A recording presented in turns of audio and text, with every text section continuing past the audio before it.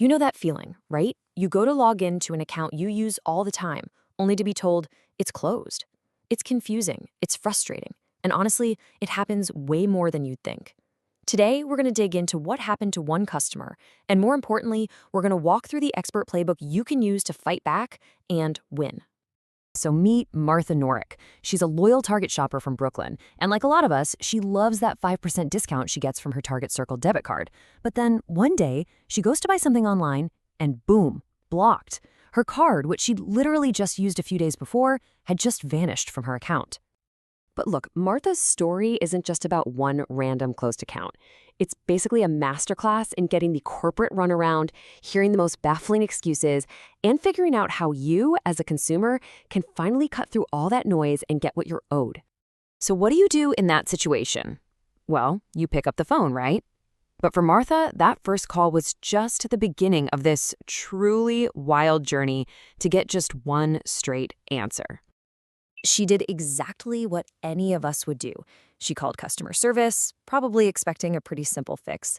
But instead of getting answers, she just got a bunch of bizarre explanations that honestly just made everything even more confusing. And this is where the story gets really weird.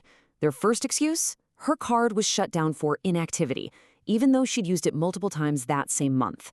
Okay, so when she pointed that out, the story suddenly changed. Now they were claiming that she had asked to close it. It's the classic runaround, and it is absolutely maddening. And listen, this wasn't just some small inconvenience. This hit her family budget for real. As Martha said, that 5% discount actually makes a difference, especially when you're buying essentials. So now she's paying more, all because of a mistake that wasn't even her fault. And this timeline just lays out the frustrating loop she was stuck in. Day 1, her card gets declined. Day 2, she gets excuse number 1. A few days later, a completely different story. And after weeks of this back and forth, nothing. Just a generic form letter in the mail, no real answers, no help, just a dead end. So, when the official channels completely fail you, what is the next move? This is where we turn to the work of consumer advocate Christopher Elliott. He has a really clear, super effective strategy for these exact kinds of situations. Okay, here it is, the single most important first step, the paper trail. So why is this so powerful? Because you can't argue with it. A phone call? Oh, that can be denied or conveniently forgotten. But an email? That's a permanent record. That's cold, hard evidence a company just can't ignore. The method here is so simple, but so effective. First, stop calling. Start writing. Get absolutely everything into an email to build that paper trail. Second, state your case with total clarity. Don't just complain. Document everything. Here is the problem. Here are the 2 different excuses you gave me, and here is exactly what I need you to do to fix it. But what if your clear written requests are still getting ignored? That's when you escalate. Step 3 is all about going up the chain of command. And step 4? That's the secret weapon.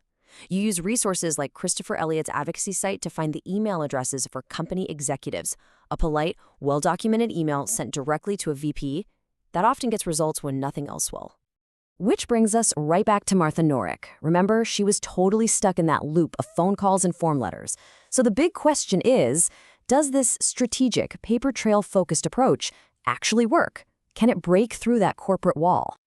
I mean, after weeks of hitting a brick wall with customer service, after getting all those conflicting stories and just feeling completely powerless, what finally happened? Well, the turning point finally came when an advocate, using the exact methods we just talked about, reached out to the right people at Target, presenting the clear, documented case on her behalf. And there it is. After all that runaround, the final answer was a complete validation of Martha's fight. Target admitted it. They closed her account in error. What happened to those excuses about inactivity or her requesting the closure? Gone. Just a simple admission, they were wrong. So what did that admission of error actually mean for Martha? Well, first, the most important part of the victory. Her Target Circle debit card was immediately reinstated. She was back in business. But this is the part that makes it a complete win. Target didn't just fix the problem going forward, they fixed it for the past. They actually went back and refunded her the 5% discount she had missed out on for every single purchase she made while her account was wrongly closed. Martha's story is just a fantastic playbook for all of us. So let's boil this all down into the key actions you can take the next time you find yourself in a spot like this.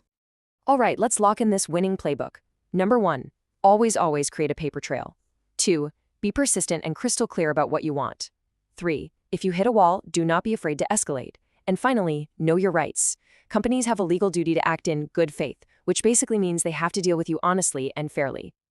Ultimately, the power shifts the moment you stop being just another frustrated voice on the phone and you become a documented, strategic advocate for yourself. So the real question is, the next time this happens to you, will you be ready?